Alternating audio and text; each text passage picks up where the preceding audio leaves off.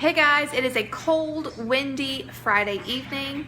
I just got done cleaning a house, not my house, somebody else's house. And I've gotten my shower, which is why I look the way I do. But since it's cold and windy, I really wanted some comfort food. But since it's Friday night, thought it'd be nice to have a fun food too. We're gonna have broccoli and cheese soup, but that's not what I'm sharing with you today. We're going with the other item on the menu, Scotch eggs.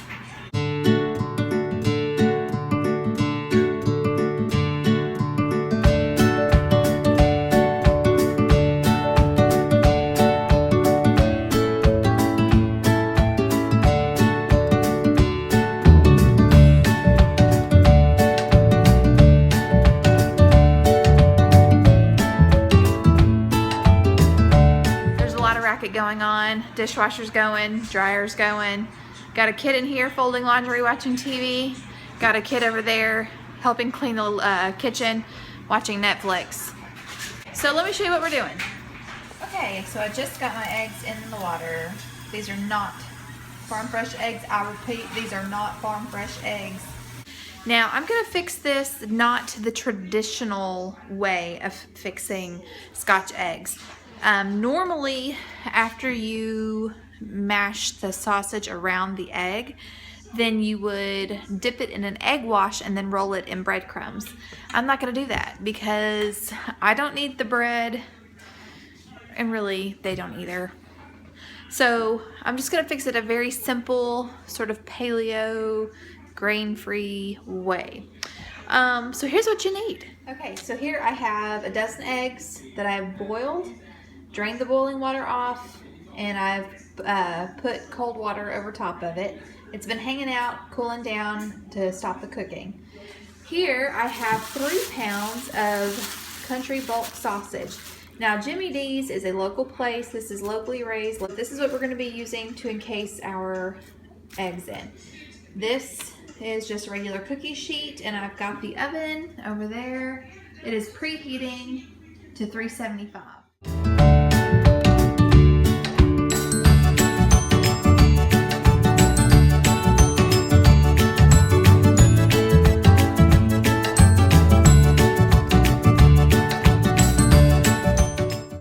Okay, so I've got my eggs peeled, and now I'm just going to mush the sausage around them. Okay, so here's what we're doing. You take your hard-boiled egg that you've peeled, make sure that there's no eggshell on it. Then what I do is I just take some and I just kind of mash it into a kind of like a sheet, I guess. I'm like the size of my hand, and it's possible I'll have to add more. So then you just take your egg and then you just wrap it up. Kind of mush it, just kind of mush it around there.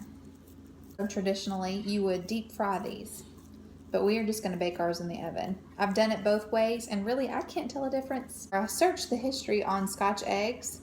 Here I thought the whole time Scotch eggs were from Scotland. So back in the 18th and 19th century, they would export eggs from Scotland to London, and to preserve them, they would semi-hard boil them. Then they would dip them in a lime powder to both preserve and to disinfect the eggs. And they would keep for months that way. But when they would peel the eggs were terribly discolored. So to hide the discoloration, they would wrap them in a sausage-like product. They said usually it was, some kind of leftover meat that they could form around the egg. They also said that it was usually eaten cold, a popular picnic food, usually eaten with pickles and things like that you would normally find. The first time I ever heard of a Scotch egg, my husband and his good friend went to an Irish pub in Nashville to listen to music and eat. On the menu was Celtic egg, which was Scotch eggs. And they loved them so much that they came home, they were raving about it, and they were like, kind of telling me what was in it. I told them, I said, well, if you go get the ingredients, I'll see if I can't figure it out. So I think it took me probably about 4 eggs before. I got it to where they said it was just like what they ate at the restaurant. You just take that breakfast sausage, then you would, put it on your egg, then you would dip it in an egg wash, then roll it in breadcrumbs, and then deep fry it. I've been doing them, just baking them, and I've been having good results with that as well. But now, since I'm trying to go gluten-free, tonight we are just making these a gluten-free friendly meal by leaving the breadcrumbs off and just wrapping it in the sausage and baking it at 375. And it's going to take probably about 15-20 minutes. Okay, so I've got all the eggs wrapped in sausage, and now they're going into the oven at 375. All right, there they are. Now, this will happen sometimes if you are really diligent about getting a good amount on there to allow for shrinkage. But you can see some, oh yeah, I guess they all did. I guess I just didn't put enough on there, but that's okay. It's still good. It'll eat the same. Let's cut into this and see how we look here. It's perfect. Here we go. I put a little bit of Frank's Red Hot on mine. That's awesome. Definitely give this a try. Your family will love it. Every time I've made this for company, they're always asking for the recipe, so give it a shot. All right, Caver, what do you think?